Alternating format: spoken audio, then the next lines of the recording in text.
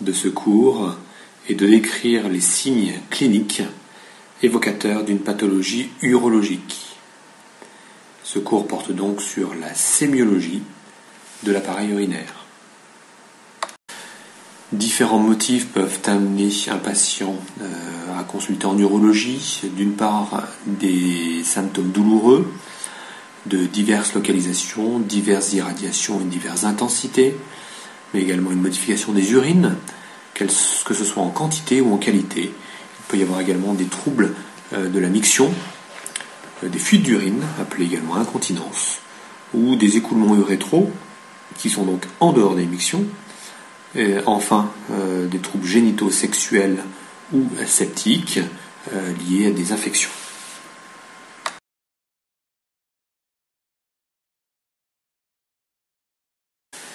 Au premier rang des signes généraux, on retrouve la fièvre. C'est un symptôme extrêmement commun qui, en urologie, traduit les infections du parenchyme de l'arbre urinaire, c'est-à-dire la prostate et les reins chez l'homme ou les reins chez la femme. Il est à noter qu'une infection urinaire basse, intéressant uniquement la vessie, autrement dit cystite, n'entraîne pas de fièvre. L'altération de l'état général n'est absolument pas spécifique à l'urologie. Il existe une asthénie, donc une fatigue, un amaigrissement, une anorexie. Ceci est généralement lié à l'évolution d'une tumeur maligne ou alors à certaines affections pathologiques comme l'insuffisance rénale ou une infection chronique évoluée.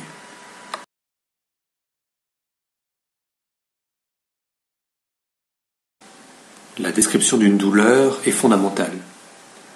Il existe un foyer douloureux local avec une douleur qui siège en regard de l'organe concerné.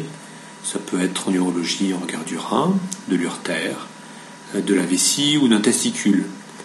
La douleur doit être décrite également en fonction de ses irradiations.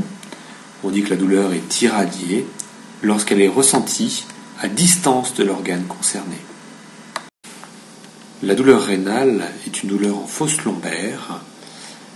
Celle-ci correspond à la mise en tension soudaine de la capsule rénale, soit au cours d'une infection ou au cours d'une crise de colique néphrétique. C'est une douleur profonde qui n'a pas d'horaire mécanique. Elle n'est donc pas déclenchée par les changements de position et elle n'est pas non plus inflammatoire. Elle se différencie donc des douleurs d'origine rachidienne qui sont généralement plus bilatérales en barre. Les causes peuvent être multiples. Toutefois, l'infection par l'œdème que celle-ci provoque à l'intérieur du rein entraîne une distension de la capsule et donc une douleur. Également, il y a tous les obstacles à l'évacuation de l'urine en cas d'obstruction de la voie excrétrice supérieure. Ceci crée une élévation de la pression intrarénale et une douleur. Malgré tout, un grand nombre de pathologies rénales sont indolores, en particulier lorsqu'elles surviennent selon une évolution chronique, c'est-à-dire sur une longue période d'évolution. Par douleur urétérale, on décrit surtout les douleurs liées à l'obstruction de l'urtère. Selon un mot aigu, il s'agit des coliques néphrétiques, donc la mise en tension brutale de la voie excrétrice en raison d'un obstacle. La douleur est typiquement brutale, son siège est en fosse lombaire, généralement d'un seul côté. L'irradiation est plus caractéristique, avec une irradiation vers le bas, dans le flanc, dans l'aine et dans les organes génitaux. Cette douleur s'accompagne souvent d'une agitation du malade, qu'on appelle une agitation frénétique, le malade se tordant littéralement de douleur. La douleur de crise de colique néphrétique est fréquemment par accès paroxystique, survenant sur un fond continu. Il n'y a pas de position antalgique, le malade se tortille littéralement, il n'y a pas de facteur qui calme également la douleur. La crise de colique néphrétique est une obstruction aiguë de l'urtère dont les causes les plus fréquentes sont les calculs urétéraux, mais également il peut y avoir une obstruction liée à des caillots ou par une tumeur. Certains facteurs déclenchants peuvent être retrouvés comme un long trajet en voiture mobilisant le calcul dans la voie excrétrice ou la prise de boissons abondantes qui mettent en tension les voies excrétrices. Les douleurs vésicales sont des douleurs hypogastriques. Il est donc difficile d'affirmer l'orientation vésicale des douleurs. Il est important de noter le rythme et l'horaire en fonction des mictions et l'état de réplétion vésicale. Les douleurs vésicales sont fréquemment associées à des signes mictionnels, soit une dysurie, c'est des symptômes mictionnels, ou des symptômes de remplissage, c'est la pollakiurie. Ces causes sont habituellement la rétention aiguë d'urine ou l'infection, la cystite. La douleur spécifiquement prostatique est relativement rare. C'est une douleur difficile à distinguer des douleurs anales. C'est une douleur sur le périnée et elle est périnéo-rectale. Généralement, cette douleur accompagne les infections prostatiques appelées les prostatites.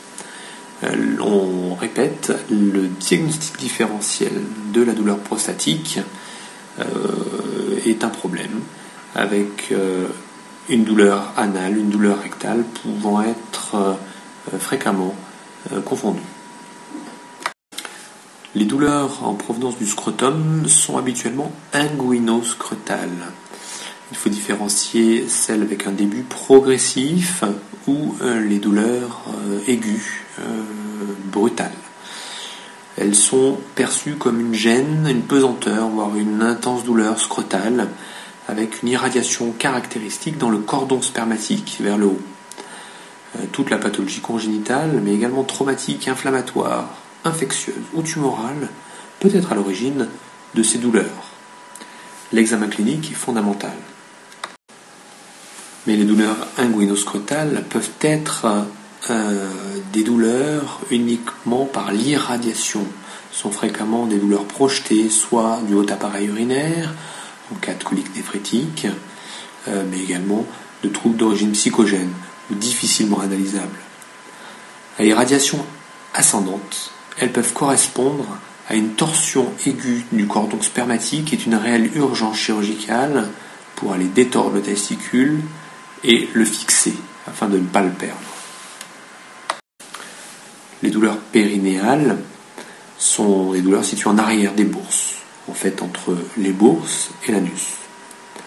Elles peuvent révéler différentes anomalies. On a vu donc les pathologies prostatiques, mais également les pathologies urétrales. On peut retrouver un rythme en rapport avec la miction ou l'éjaculation.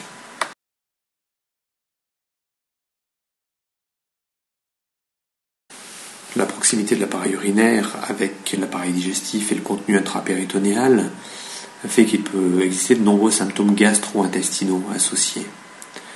Les douleurs abdominales liées à l'irritation péritonéale par la proximité des organes intra-abdominaux urinaires fait qu'il existe de nombreuses douleurs abdominales. Ces douleurs peuvent également s'accompagner de signes occlusifs digestifs avec un iléus réflexe se traduisant par un arrêt des matières et des gaz, des nausées et des vomissements, ainsi qu'un météorisme abdominal.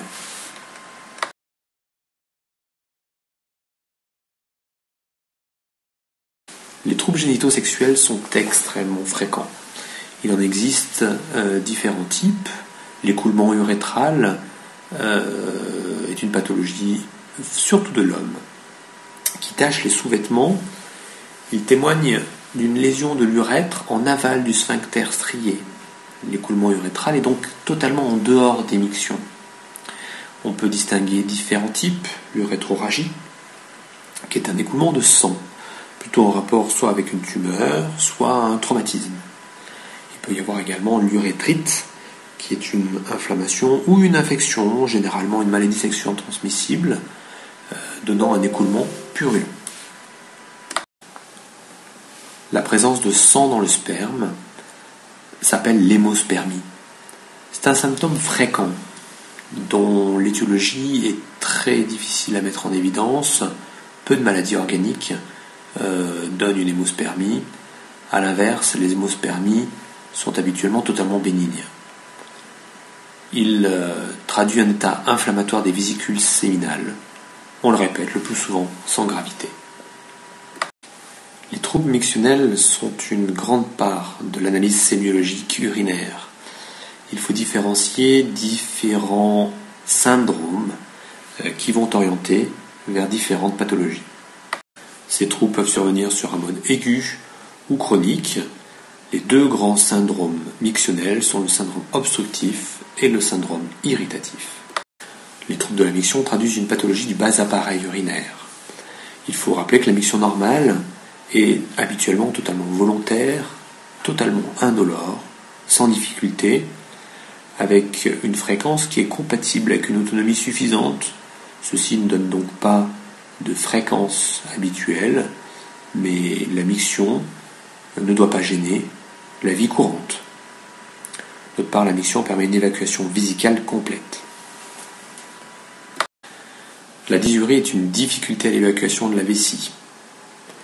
Habituellement, il s'agit d'une maladie évolutive, progressive, comme l'hypertension bénigne, et souvent méconnue.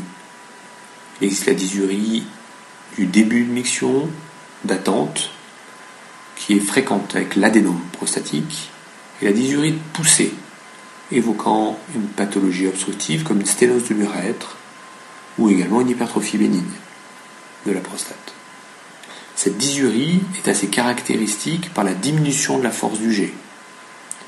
On en rapproche les mictions en plusieurs temps, où le malade est obligé de pousser une fois, de reprendre un peu son souffle, puis de repousser. Mais également les gouttes retardataires et la sensation de vidange incomplète en fin de miction. La polachyurie se définit comme une augmentation de la fréquence des mictions. Elle est donc assez subjective. Il y a donc une diminution de l'intervalle entre deux mictions. Habituellement, c'est aux alentours de 3 heures entre deux mictions. Mais c'est surtout la gêne sociale qui est importante à quantifier. La polachyurie peut être nocturne et se compte alors en nombre de réveils induits par l'envie d'uriner. Fréquemment, l'hypertrophie bénigne de prostate entraîne une polachyurie nocturne avec 2-3 réveils. Mais il faut mettre cela en balance avec la quantité d'urine, la diurèse. La polyurie, qui est donc une augmentation de la quantité d'urine, va entraîner forcément une polachyurie. La polachyurie est souvent causée par une irritation vésicale, comme une infection, mais également un obstacle sous-vésical ou une tumeur. Les brûlures mictionnelles très très courantes peuvent être pré-mictionnelles, permictionnelles, et c'est le plus courant, mais également post-mictionnelles. Elles témoignent d'une inflammation du bas appareil urinaire, que ce soit la vessie ou l'urètre. La pathologie la plus courante est la cystite. L'impériosité mictionnelle est également appelée urgenturie. Les deux termes sont donc synonymes. L'urgenturie se traduit par l'impossibilité pour le malade de différer son besoin d'uriner. Le besoin est donc extrêmement urgent. Si le besoin n'est pas assouvi, il peut y avoir une incontinence par impériosité. Les urgences mictionnelles sont causées par une irritation vésicale, quelle qu'en soit la cause, une infection, mais également une tumeur.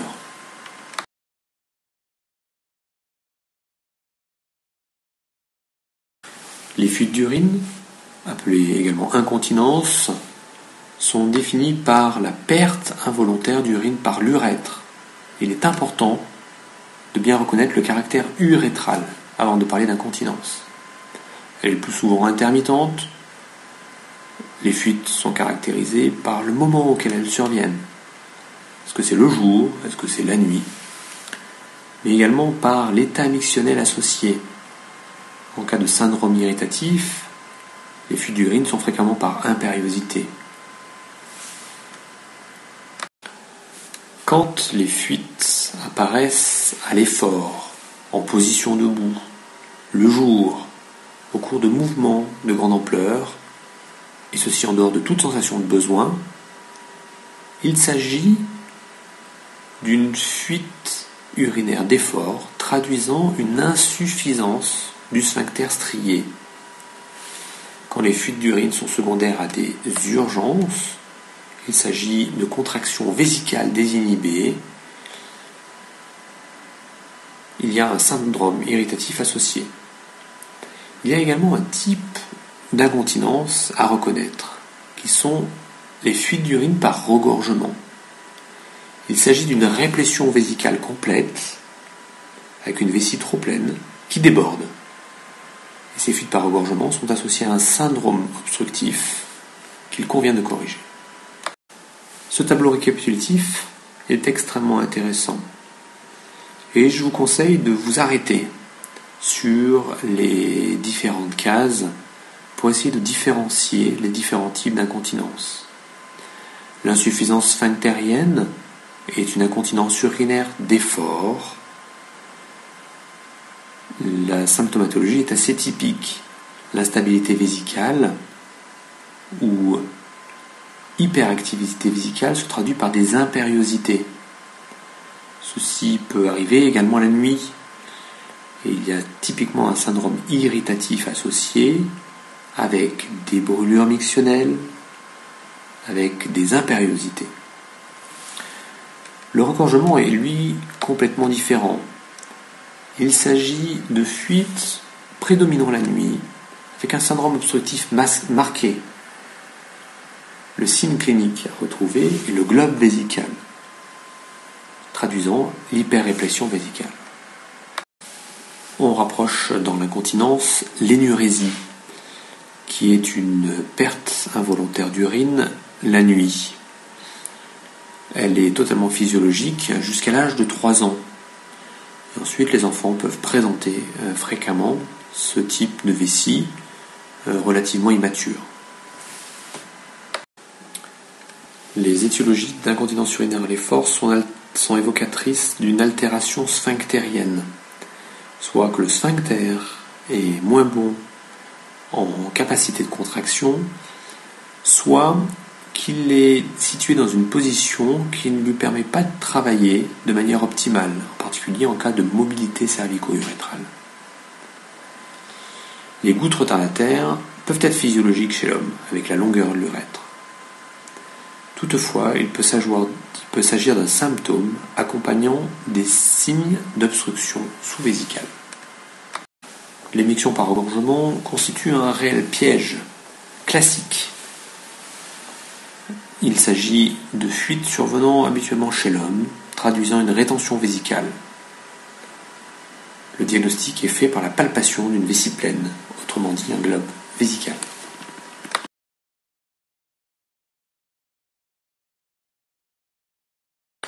Le syndrome irritatif associe de manière assez variable des brûlures mictionnelles, une pollakiurie. Il détériore fortement le confort mictionnel. Les étiologies sont assez variables. Il peut y avoir des maladies vésicales, soit altérant la muqueuse en tant que telle, les infections, les inflammations, mais également les tumeurs, ou les traumatismes principalement iatrogènes. Ils peuvent être également liés au muscle vésical, le détrusor, dans le cas d'instabilité, donc ce sont les hyperactivités vésicales, et également en cas de troubles de la compliance, en particulier chez le malade neurologique. Il peut y avoir également des syndromes irritatifs liés à des pathologies juxtavésicales, comme des calculs du bas urtère, des infections urétrales ou des tumeurs pelviennes. Enfin, en cas d'élimination des causes précédemment citées, on peut parler de vessies hyperactives, spastiques, qui sont plutôt vues chez la femme.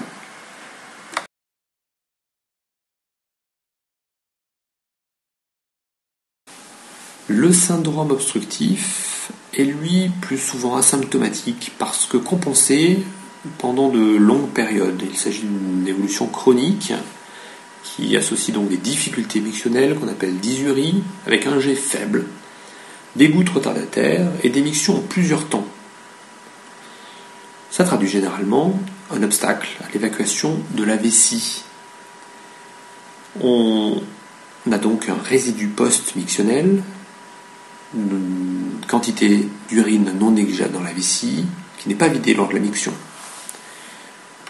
À l'extrême, il peut y avoir une rétention vésicale chronique, avec une quantité d'urine importante stockée dans la vessie, ou une rétention aiguë d'urine. Le résidu post-mictionnel est une persistance d'urine dans la vessie après une miction effectuée dans des conditions normales. On le quantifie soit par une échographie, soit par un sondage évacuateur permettant de recueillir la quantité d'urine présente en permanence dans la vessie.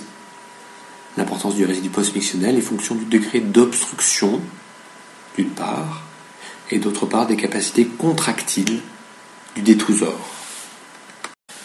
La rétention vésicale chronique est une évolution au long terme d'une obstruction progressive.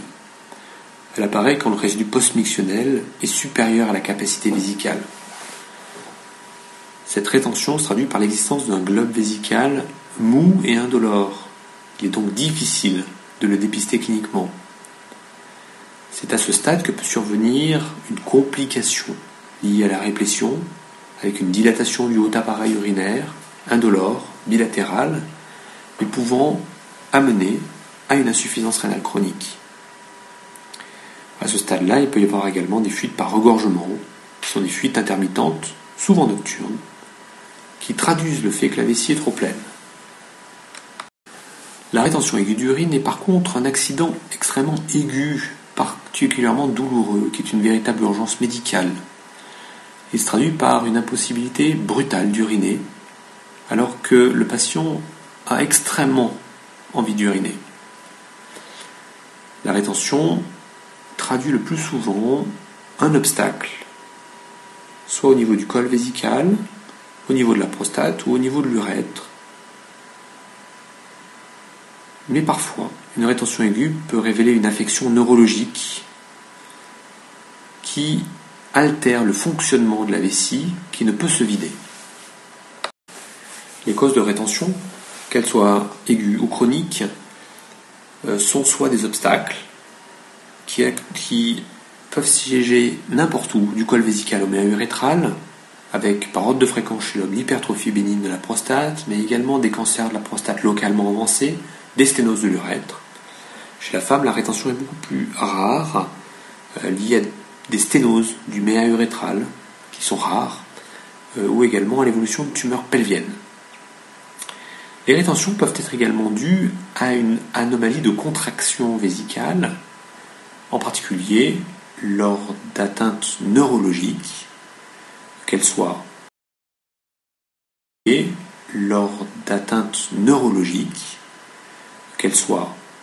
hautes, crânio-encéphaliques ou médulaires, ou basses, plus périphériques.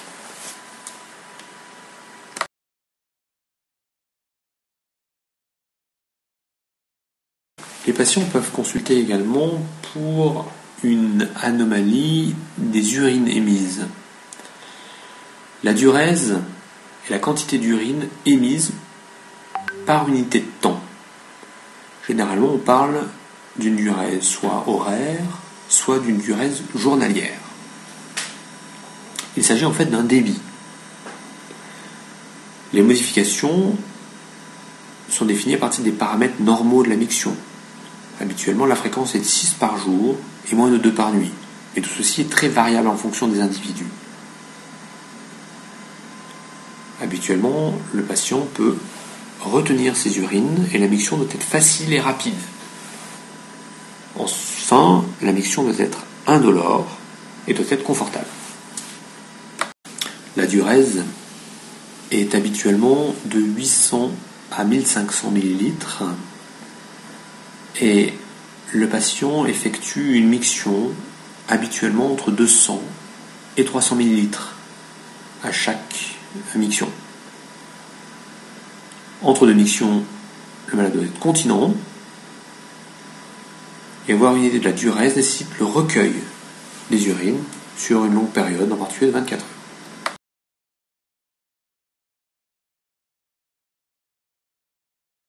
Il existe des anomalies quantitatives de la diurèse Le recueil doit être fait en fonction de la situation clinique. Dans le cas d'une situation de réanimation, en cas d'insuffisance rénale aiguë, en cas de déshydratation, il est important d'avoir une diurèse la plus fréquente possible, de manière horaire. La diurèse est aux alentours d'1 litre, comme on l'a vu. Une diurèse supérieure à 3 litres définit la polyurie. Les principales causes sont généralement les apports hydriques qui sont augmentés, en particulier en cas d'intoxication à l'eau, la potomanie, mais il peut être également augmenté en cas de polyurie osmotique, comme dans le cas de diabète sucré ou insipide, mais également dans les syndromes de levée d'obstacles. Il existe enfin des polyuries iatrogéniques induites par les diurétiques. L'anurie se définit comme une diurèse inférieure à 300 ml par jour, voire même une absence complète d'urine. L'anurie est réellement parfaitement distinguée de la rétention vésicale. En effet, dans ce dernier cas, la vessie est pleine. Il y a donc une fabrication d'urine, mais celle-ci ne s'écoule pas, liée au fait que la vessie reste en permanence pleine. Les anuries peuvent être provoquées par une obstruction urétérale bilatérale, empêchant donc les urines d'aller dans la vessie, ou alors unilatérale dans le cadre d'un rein unique. Il peut y avoir également des anuries de cause néphrologique. Par contre, les rétentions sont provoquées par un obstacle sous-vésical, prostatique ou urétral. On les a déjà vus. Avant d'arriver à l'anurie, il existe l'oligurie. L'oligurie est lorsque le volume d'urine est inférieur à 500 ml par 24 heures. Il est le symptôme un peu plus léger de l'anurie. Les causes en sont fréquemment la déshydratation, mais également l'insuffisance rénale, ou alors, en cas d'obstacle urétéral bilatéral, incomplet, ou unilatéral sur un unique.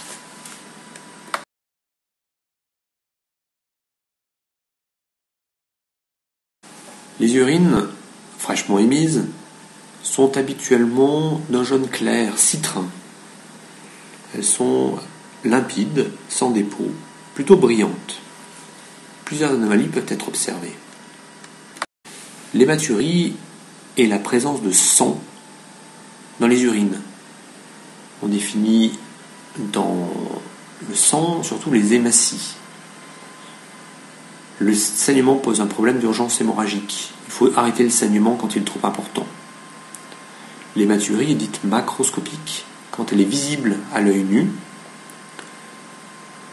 Dans des formes, elle peut être microscopique quand il existe des hématies non visibles avec une couleur normale. Toutefois, l'hématurie microscopique est détectée par la bandelette urinaire. L'hématurie est définie lorsque le nombre d'hématies par minute devient supérieur à 10 000. Cette hématie peut résulter soit d'une lésion de la voie excrétrice, s'il s'agit donc d'une maladie urologique, ou d'une lésion du filtre glomérulaire, une atteinte néphrologique.